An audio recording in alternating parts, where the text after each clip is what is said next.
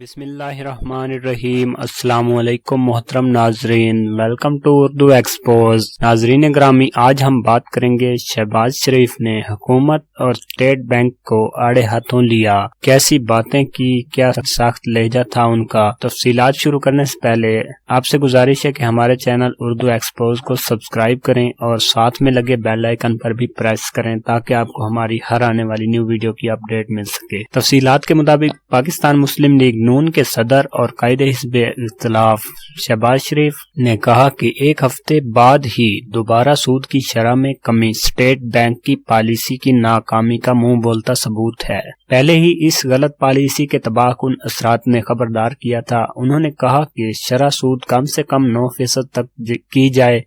شرح سود پہلے 13.25 سے 12.5 اور پھر 12.5 سے 11% کی گئی، جبکہ ثابت ہوا کہ اسٹیٹ بینک کی طرف سے کی گئی دونوں مرتبہ کی کمی ناکافی تھی۔ اس اقدام سے جن ثمرات کا قوم سے وعدہ تھا وہ برآمد نہیں ہوئے، الٹا تباہی ہوئی ہے، جبکہ معیشت کی بربادی کورونا سے بڑی تباہی لائے گی اور حکومت کو سنجیدگی اور عقل مندی سے فیصلہ کرنا ہوگا۔ غلط وقت پر غلط فیصلوں کے نتائج خدا نخواستہ تباہ کن ہو سکتے ہیں۔ آئیں اللہ تعالیٰ کے حضور صورتحال کی بہتری کے لیے گڑ گڑا کر دعائیں مانگیں اور خسارہ درآمد میں کمی اور تیل کی قیمت میں کمی کی وجہ تقریباً 0 ہے۔